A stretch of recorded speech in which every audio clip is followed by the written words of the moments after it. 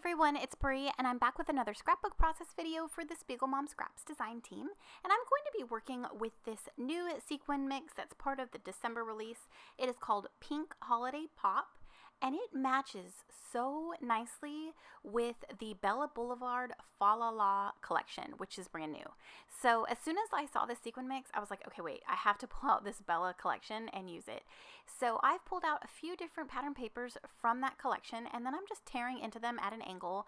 And you can see me struggling here. Like, I always have a hard time if I don't tear the pattern paper in like one smooth tear or one smooth move, and then I try to go in and fix certain spots, it ends up looking like a toddler took a bite out of it.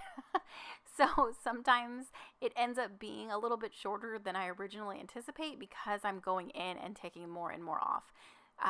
This part, obviously, the red one wasn't as bad as that the one with the houses on it, but my goodness, I made it work. I ended up, where it kind of goes in a lot, I ended up putting my photos and my embellishments there, so it worked out just fine.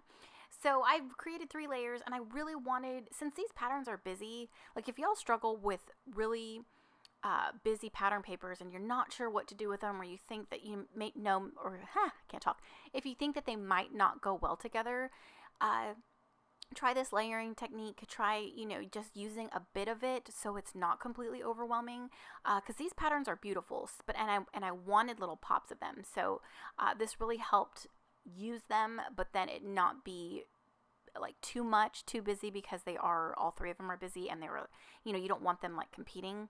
And then of course, as I'm filming, like my tape runner just of course runs out. So I got that tape runner at like my favorite scrapbook garage sale that they have every year in my community, and I got that along with like 30 refills for like $30. It was crazy. It was such a good deal. So anyways, back to my layout. I am applying some white gesso directly onto this piece of thick white cardstock, as well as onto the pattern papers. I do plan on doing some mixed media. I had some shimmers colors in mind that match the sequin mix. So I have this one, I believe, is a bright fuchsia, and then I use pretty in pink. And then for my green, I think I use... Oh, actually, that's a bright fuchsia. Pretty in Pink was the first one. For the green, I believe it's Don't Citron Me, as well as Lucky Clover. And then the yellows, Chickadee, and I can't remember. Oh my gosh. I think it might be Little Yellow School Bus. I think that's what I use. I can't remember. But yeah. Or no, it could... I think it was... Oh my gosh, that's going to drive me crazy. It could have been like a lemon zest one. It's not lemon zest. It's You're the Zest. I knew it had zest in it. So that's the other yellow color right there. All right. So I am just using pinks, yellows, and greens for my background. I wanted something subtle. I wanted the pinks to pop as well, to pull in the pinks from the actual sequin mix. And yeah, I just kept it very simple. I didn't do too much mixed media. Just sprayed on the colors, added a little bit of water, let them blend, and then I did some splatters. And I made sure to have the gesso go under the paper, like under the layers, like maybe a ½ inch inside, so that it would help not make my papers warp so much, as well as because I knew liquid was going to get on there and I didn't want my papers to get messed up. So I tried to support all those layers as much as I could. So the photos I've chosen are from last year. One of our favorite traditions in our household are advent calendars. I've done it ever since the boys were little. Like, it started off with, I think, Playmobil, and then I think they had Legos, always, the chocolate little ones, with those little tiny flat chocolates. But yeah, the advent calendars they have now are like, oh, I wish they had those when my boys were younger. So last year, Elijah got a Fortnite one. It was like a Funko Pop one, because that was when he was really into Fortnite. I think like a lot of teenage boys, or young boys as well as men. And Noah, he was 14 last year, so he really didn't. I didn't want to spend money on an advent calendar, if he wasn't really going to be super into it. So I let him choose, and of course he chose Godiva chocolate, because he loves chocolate, especially dark chocolate and fancy chocolates. So that's what he chose, and so I got some good pictures of those. I know it's usually probably not like photos I usually scrapbook. I usually scrapbook photos of them or, but I thought it would be different to take a picture of like this fun tradition that we do.